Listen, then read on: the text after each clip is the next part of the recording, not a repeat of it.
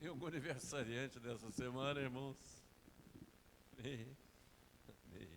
Louvado seja Deus. Amém. Irmãos, como não há nenhum aniversariante aqui hoje, que Deus abençoe todos aqueles que são do Senhor e que neste dia completam mais um ano de vida. Irmãos, essa noite nós gostaríamos de ir lá para o início da palavra de Deus, lá para o livro de Gênesis, no capítulo 22. Gostaria de ler aqui uns versículos com os irmãos, mas vamos orar ainda por uns instantes, irmão, antes do início da leitura. Senhor, aqui estamos, ó Pai, com a Tua palavra diante de nós e queremos Te suplicar, Senhor Jesus, que Tu tomes o Teu lugar aqui, Senhor Deus, neste púlpito. Prepara-nos, ó Deus, para ouvir a Tua palavra. Santifica, Senhor Deus, a nossa vida, santifica este lugar, santifica esses instrumentos, ó Pai. E repreende, Pai, todo espírito contrário à glorificação do nome do Senhor, todo espírito que é contrário, Senhor Deus, a tudo aquilo que Tu tens planejado, tudo aquilo, Senhor Deus, que são os Teus decretos eternos. Bendito seja o Teu nome, Pai, em nome de Jesus Cristo, Senhor. Irmãos, capítulo 22 do livro de Gênesis, nós vamos ler aqui um texto que é muito conhecido de todos nós, e como acontece com todos os textos da palavra de Deus, por mais que nós os leamos, eles sempre apresentam para nós novidades, porque o Espírito do Senhor fala, porque o Espírito do Senhor nos lembra, porque o Espírito do Senhor nos ensina. Depois dessas coisas, pôs Deus Abraão à prova e lhe disse: Abraão. Este lhe respondeu: eis-me aqui. Acrescentou Deus: toma teu filho, teu único filho Isaque, a quem amas, e vai-te à terra de Moriá. Oferece-o ali em holocausto sobre um dos montes que eu te mostrarei. Levantou-se, pois, Abraão de madrugada e, tendo preparado seu jumento, tomou consigo 2 dos seus servos e a Isaque, seu filho, rachou lenha para o holocausto e foi para o lugar que Deus lhe havia indicado. Ao terceiro dia, erguendo Abraão os olhos, viu o lugar de longe. Então disse a seus servos: esperai aqui com o jumento, e eu e o rapaz iremos até lá, e havendo adorado, voltaremos para junto de vós. Tomou Abraão a lenha do holocausto e colocou sobre Isaque, seu filho. Ele, porém, levava nas mãos o fogo e o cutelo. Assim caminhavam ambos juntos. Quando Isaque disse a Abraão, seu pai: meu pai, respondeu Abraão: eis-me aqui, meu filho. Perguntou-lhe Isaque: eis o fogo e a lenha, mas onde está o cordeiro para o holocausto? Respondeu Abraão: Deus proverá para si, meu filho, o cordeiro para o holocausto. E seguiam ambos juntos. Chegaram ao lugar que Deus lhe havia designado. Ali edificou Abraão um altar. Sobre ele dispôs a lenha. Amarrou Isaque, seu filho, e o deitou no altar em cima da lenha. E estendendo a mão, tomou o cutelo para imolar o filho. Mas do céu lhe bradou o anjo do Senhor: Abraão, Abraão. Ele respondeu: eis-me aqui. Então lhe disse: não estendas a mão sobre o rapaz e nada lhe faças, pois agora sei que temes a Deus, porquanto não me negaste o filho, o teu único filho. Tendo Abraão erguido os olhos, viu atrás de si um carneiro preso pelos chifres entre os arbustos. Tomou Abraão o carneiro e o ofereceu em holocausto em lugar de seu filho. Pode sentar-se, irmãos. Senhor Deus e Pai, nós te bendizemos, ó Deus, por este gesto de Abraão. Nós te bendizemos, ó Pai, porque tendo tu escolhido Abraão, Senhor Deus, tendo tu estabelecido com ele um pacto, ó Pai, mas tu colocaste o teu servo à prova, meu Deus. E nós te bendizemos, ó Pai, porque ele passou nessa prova, Senhor Deus, porque foi obediente e, sobretudo, Deus, porque ele creu no Senhor. Louvado seja Deus, o teu santo nome. Amém.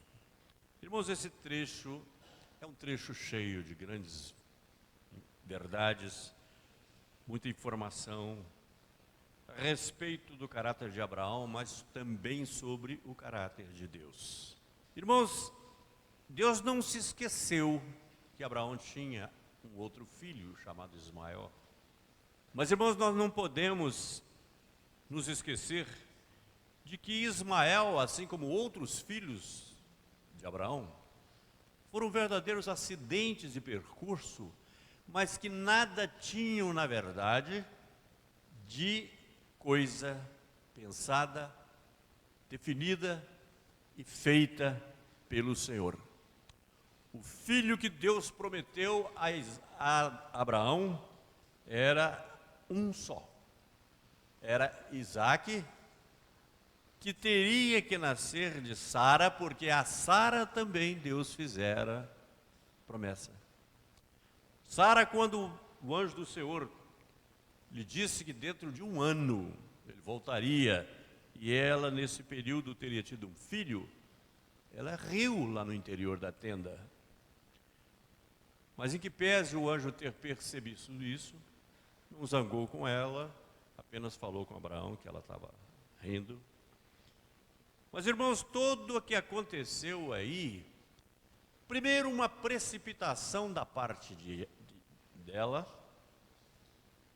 porque mesmo crendo, sabendo que Deus era o poderoso, sabendo que Deus poderia cumprir, mas ela não olhou para o poder de Deus, não olhou para a pessoa de Deus, não olhou para o que Deus acabara de dizer, e olhou pura e simplesmente para as suas limitações. Ela era uma mulher bela, como mais tarde vai se referido aqui outra vez, mas ela tinha consciência da sua idade e da sua impossibilidade, desde a sua juventude, de gerar um filho. Irmãos, isso é bem um exemplo do que acontece às vezes conosco, quando ao invés de nós nos firmarmos na graça e na misericórdia de Deus, nós contemplamos a nossa fraqueza, nós olhamos para a nossa deficiência, porque quando fazemos isso, nós abrimos espaço para que alguma coisa aconteça e que não era, na verdade, aquilo que Deus pretendia. Irmãos, Deus está ao nosso lado, qualquer que seja a circunstância, qualquer que seja ela. E logo no primeiro versículo que nós lemos, está escrito, depois dessas coisas, o outro assunto que a palavra vinha tratando aqui anteriormente, pôs Abraão à prova. Irmãos, Deus não tenta ninguém do mal. Deus não leva ninguém a fazer coisa errada, pecaminosa. Mas Deus prova. Deus prova. Ora, naturalmente que nós não pretendemos abrir aqui espaço para discutirmos por que Deus agiu dessa forma. Mas, irmãos, quando às vezes Deus nos submete a provas, Ele não está, na verdade, querendo que nós provemos alguma coisa para Ele, o Senhor. Mas passar pela prova significa, sendo nós aprovados, significa crescimento espiritual para nós. Significa uma nova experiência com Deus que vai nos ajudar a caminhar. É assim que nós conhecemos Deus, é caminhando com Ele. Irmão, nós sabemos que Deus se utiliza, sim, de seres espirituais caídos até. Nós temos alguns exemplos bíblicos disso. Deus perguntou, inclusive, em determinado momento, certa vez, quem que vai ser espírito de mentiroso para com Saul? Era alguma coisa que Saul tinha feito, estava para fazer, e um demônio se apresentou e disse: eu serei espírito mentiroso.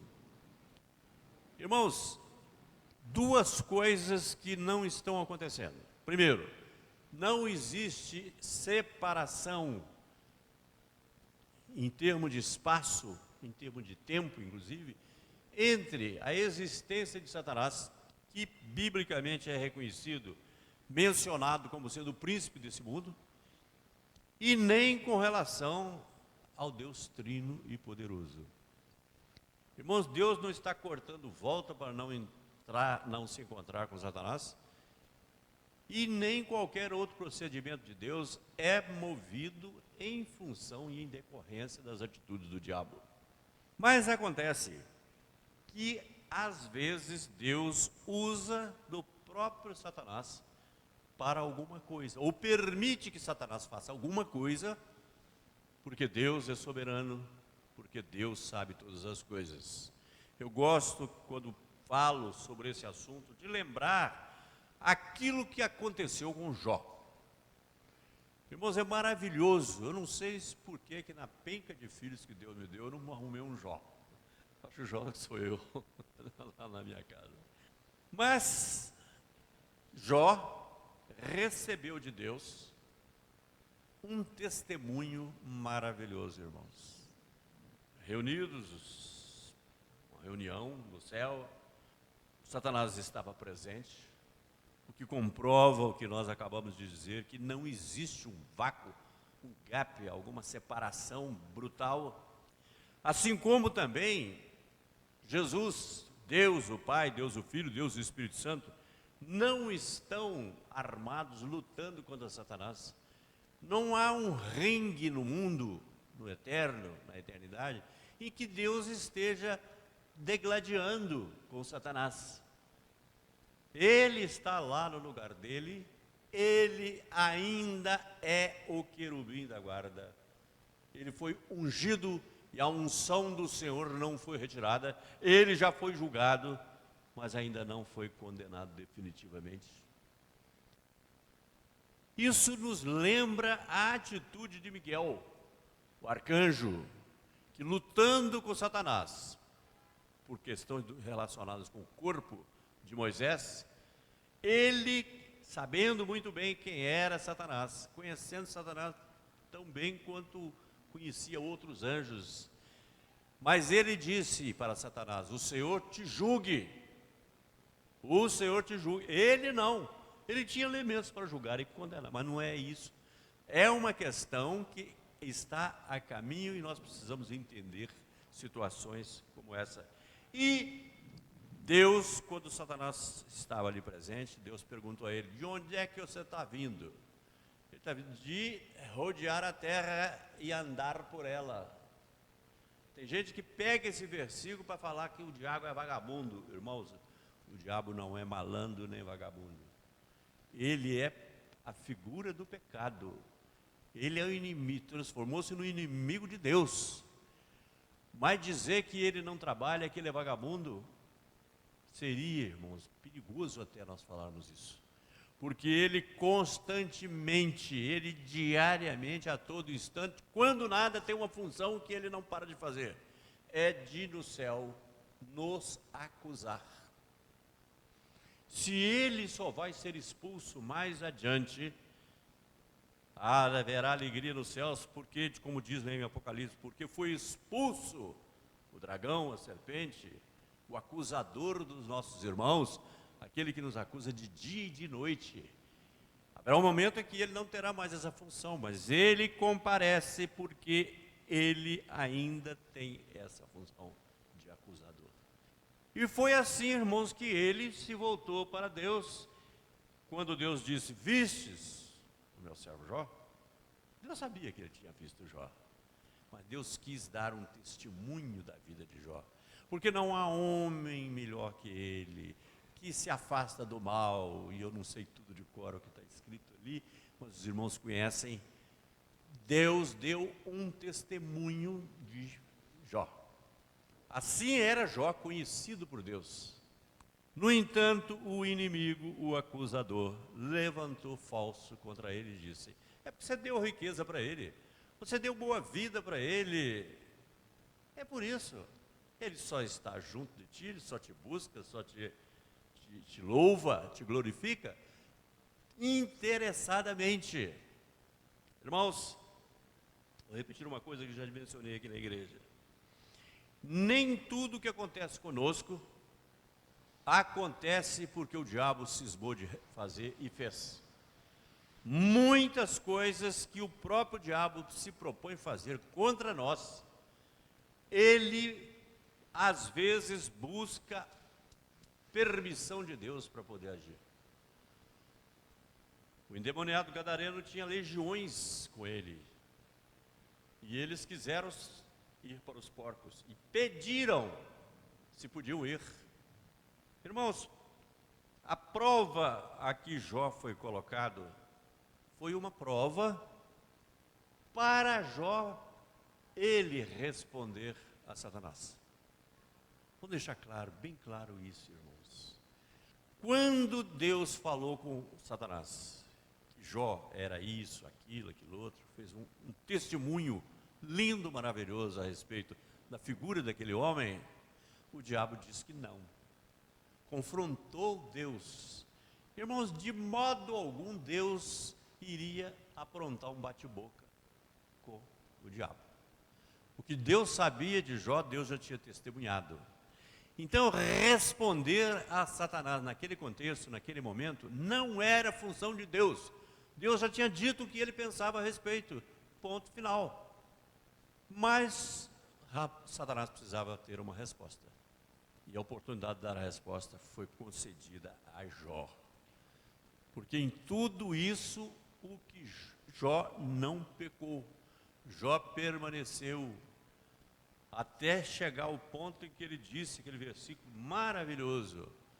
Antes eu te conheci, ele falando a respeito de Deus, de ouvir dizer, mas agora os meus olhos te veem. Aquela intimidade de Jó com Deus tornou-se ainda maior. Irmãos, eu dei essa volta por aí, fui lá lembrar de Jó. Mas na verdade não era para lembrar de Jó, para lembrar da prova que às vezes nós somos colocados e nós pensamos que é o diabo, e na verdade é Deus que está permitindo que nós tenhamos uma oportunidade de dar uma resposta para o diabo naquilo que Deus já nos conhece e que não está em dúvida, porque Deus já sabe. Deus nos conhece, irmãos, e Deus nos guarda e nos fortalece. Mas isso não significa que nós não sejamos às vezes postos à prova para respondermos a uma dessas acusações de Satanás. Irmãos, as finalidades da igreja são maravilhosas e amplas. Nós aqui na terra hoje, vivendo nesse corpo que nós vivemos, nós temos a oportunidade de sermos verdadeiros embaixadores de Cristo.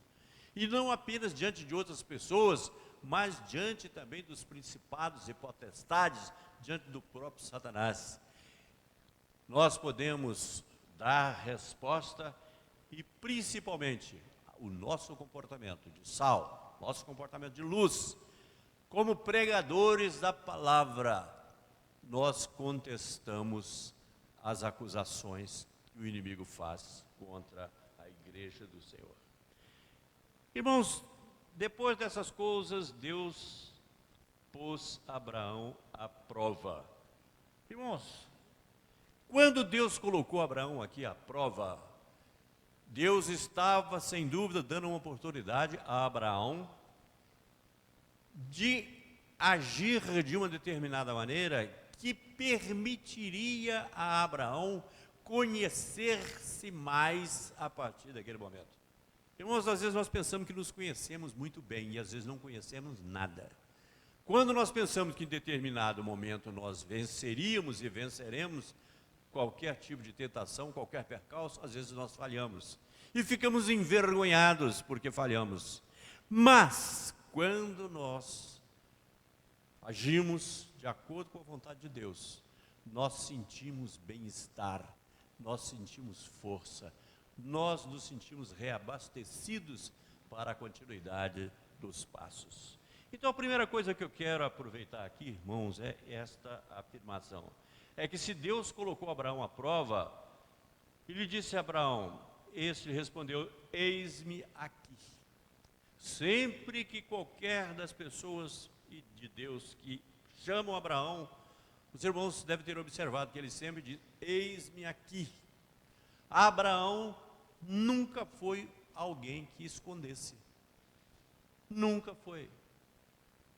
Viveu uma vida na presença do Senhor, teve seus deslizes, teve seus momentos de pouca fé, teve momentos em que ele confiou na sua própria ideia e agiu de forma errada, mas Deus perdoou e ele continuou sendo o homem que foi e que ainda é. Acrescentou Deus, toma teu filho, teu único filho Isaque, a quem amas, e vai à terra de Moriá. Irmãos, essa não foi a única prova, o único sentimento de perda, de dificuldade, momento na vida de Abraão. A primeira coisa que Deus pediu a Abraão, tempos atrás, tinha sido, sai da tua terra, deixa a tua parentela, vai para uma terra que eu te mostrarei. Irmãos, essa é uma das formas de sentimento de perda maiores que às vezes as pessoas têm. Pessoas que são obrigadas a mudar do lugar onde sempre viveram. Pessoas que perderam essas referências.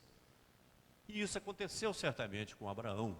Ele deixou tudo, seus amigos de infância. Ele deixou o lugar onde ele vivia e saiu. E foi. Mais à frente, nós sabemos que Abraão teve também que se separar do seu sobrinho Ló, a quem ele amava como filho. Foi ele que criou o Ló, porque o pai de Ló, irmão de Abraão, falecera, e ele continuou caminhando no seu viver. Essa foi uma segunda perda que aconteceu com Abraão. Irmãos, esse pedido que Deus fez a ele, pediu o filho dele, era para que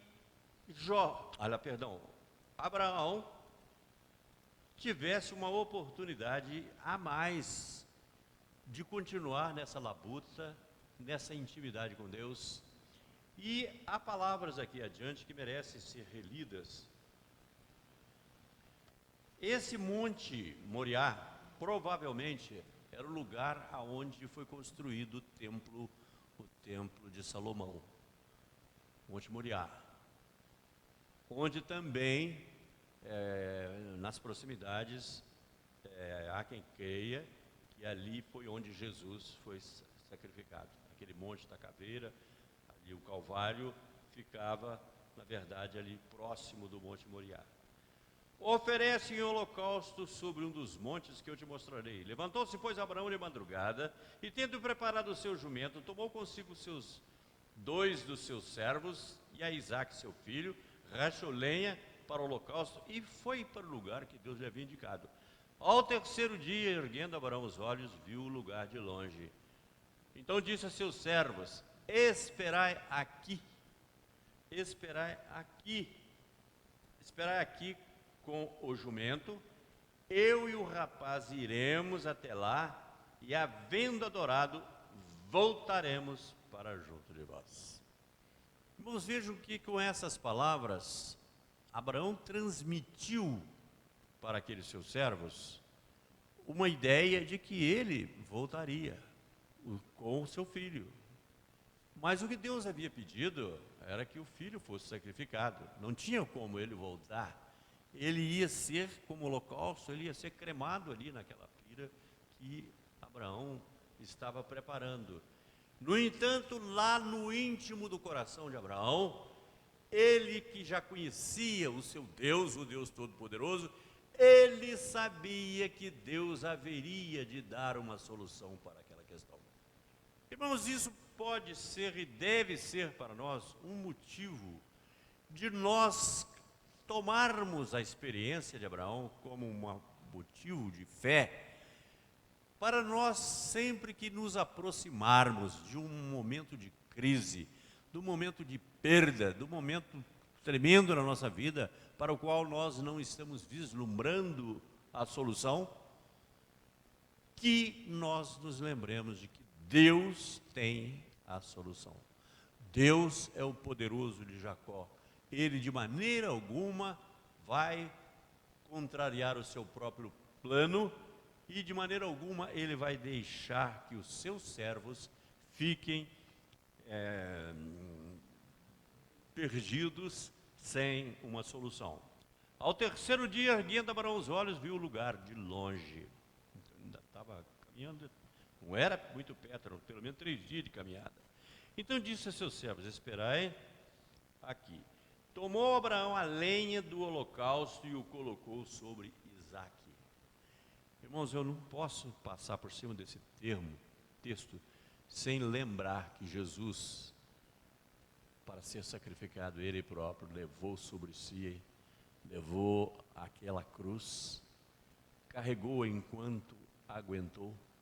Depois, já tão enfraquecido, eles mandaram que um homem que vinha do campo pusesse a cruz nas costas e a levasse. Mas pode ser uma mera coincidência, mas não, eu creio que o fato de Isaque estar portando a lenha para o holocausto, para o seu sacrifício, tem alguma coisa a ver ou lembra a cruz que Jesus carregou sobre as costas. Tomou Abraão a lenha do holocausto e a colocou sobre Isaque, seu filho. Ele, porém, levava nas mãos o fogo e o cutelo. Assim caminhavam ambos juntos. Quando Isaque disse a Abraão, seu pai: meu pai, respondeu Abraão: eis-me aqui, meu filho. Perguntou-lhe Isaque: eis o fogo e a lenha, mas onde está o cordeiro para o holocausto? Irmãos, Isaque estava tendo uma vaga noção do que estava se passando. Sabia apenas com certeza de que estava indo com o seu pai para fazer um sacrifício. As pessoas que às vezes estão conosco, mesmo intimamente, não sabem, irmãos, tudo. E por isso, muitos questionam: mas e como é que vai ser? E como é que é? E essa era naturalmente a atitude e a posição de Isaque. Chegaram ao lugar que Deus lhe havia designado, ali edificou Abraão um altar, sobre ele dispôs a lenha, amarrou Isaque. Eu quero voltar no versículo anterior, irmãos. Eis o fogo e a lenha, mas onde está o cordeiro para o holocausto? A solução Isaque não podia ver. Pela fé, Abraão sabia que Deus ia fazer alguma coisa. Mas Isaque estava tão próximo, ele não podia sequer imaginar. Respondeu Abraão: Deus proverá para si. Irmãos, Deus está atento a tudo aquilo que se passa conosco. E as soluções que Deus dá para os nossos problemas não são para nós. Nós somos os beneficiários da ação de Deus. Mas Deus provê é para si mesmo. Deus precisava do Isaque vivo. Deus precisava do testemunho que o Abraão ia dar logo em seguida. Então não era para Abraão que Deus iria agir, mas Abraão já tinha no seu coração a ideia de que Deus traria uma solução para ele mesmo, o próprio Deus.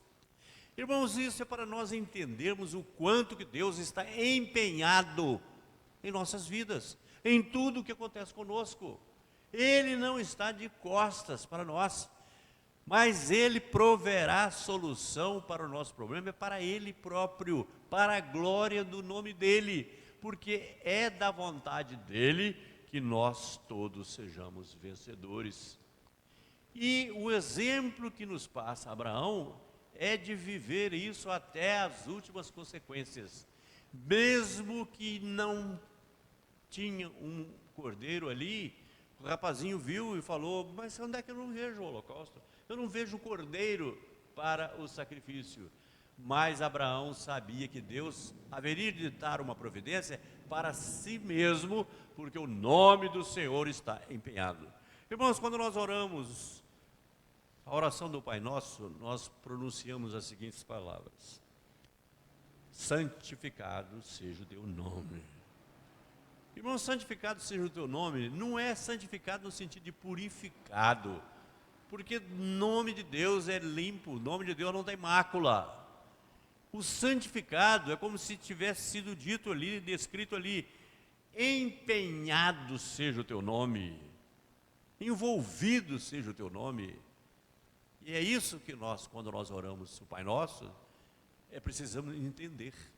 É que Deus está empenhado. A santificação de Deus é isso, é a sua separação, o seu envolvimento com a solução de todas as coisas, porque tudo está debaixo da mão poderosa de Deus, tudo está indo no sentido do plano de Deus que não pode mudar. E estendendo a mão, tomou o cutelo para imolar o filho. O cutelo é a faca que ele ia utilizar para imolar, para matar, sacrificar o seu filho. Morte com derramamento de sangue, como tudo estava previsto no plano de salvação de Deus. Mas do céu bradou o anjo do Senhor: Abraão, Abraão. Ele respondeu: eis-me aqui. Então lhe disse: não estendas a mão sobre o rapaz e nada lhe faças, pois agora sei que temes a Deus, porquanto não me negaste o filho, o teu único filho, aquele filho que Deus havia dado a ele em cumprimento dessa promessa. Tendo Abraão erguido os olhos, viu atrás de si um carneiro preso pelos chifres entre os arbustos. Tomou Abraão o carneiro e o ofereceu em holocausto em lugar de seu filho. E o texto não registra, mas certamente que desceram, que voltaram. Lá estavam os dois empregados, dois servos e o jumento, e voltaram para a sua casa, tendo ficado estabelecido para sempre em todos os anais de Deus esta atitude de Abraão. É por isso, irmãos, que Abraão é conhecido na palavra de Deus como sendo o pai da fé. Abraão é o homem que comprovadamente demonstrou ser da confiança de Deus para que o plano de Deus para a vinda do Messias pudesse acontecer. Eu quero só aproveitar uma pequena brecha aqui, irmãos, para lembrar de uma coisa.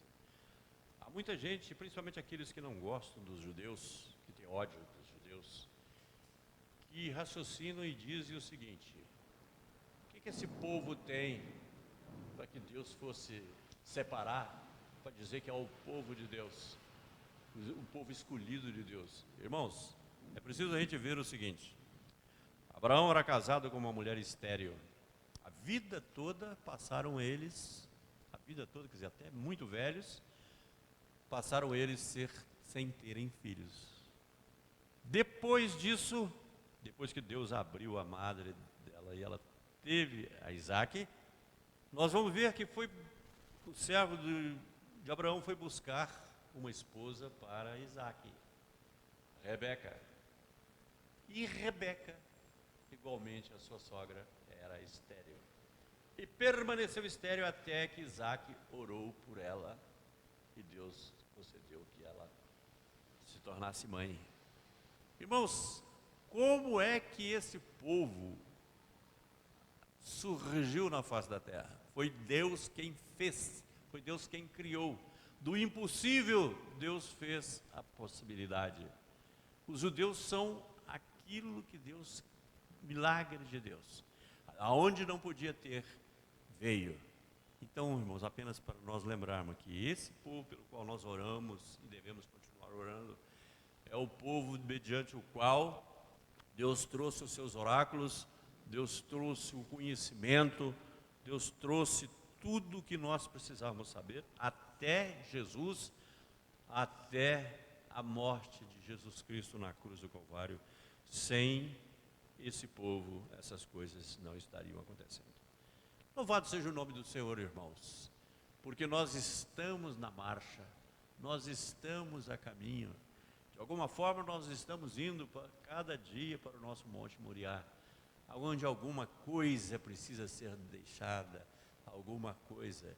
E em tudo por onde passarmos, por toda dificuldade, por todo problema, por tudo aquilo que Satanás pretenda contra a nossa vida, Deus é o nosso Pai. Deus é o nosso vingador. Deus é aquele que espera de nós aquilo que somente nós podemos fazer dentro do projeto, do plano maior de Deus para todas as coisas. Que Deus nos abençoe, irmãos, que Deus abençoe a nossa igreja, que Deus abençoe a Missão Horebe, para que ela possa ser nas mãos de Deus sempre, sempre uma fonte de bênçãos para nós e para as outras pessoas que estiverem ao nosso alcance. Bendito Deus, glorificado seja o teu nome, Pai. Louvado e glorificado seja o teu nome, Senhor. Porque como tu agistes para com teu servo Abraão, ó Pai, assim também sabemos que tu ages conosco. As nossas necessidades, as soluções dos nossos problemas, Pai, tu trazes por amor de ti mesmo, Pai. É para ti mesmo que tu providencias tudo, ó Pai. E a nossa redenção, ó Pai, foi propiciada pelo Senhor Jesus Cristo, segundo a tua vontade, para ti mesmo, Pai, para que nós pudéssemos, Senhor Deus, receber de ti a justiça que nos aproxima do Senhor. A justiça tua, Pai, que efetiva e garante a nossa eterna salvação contigo. Louvado seja o nome do Senhor.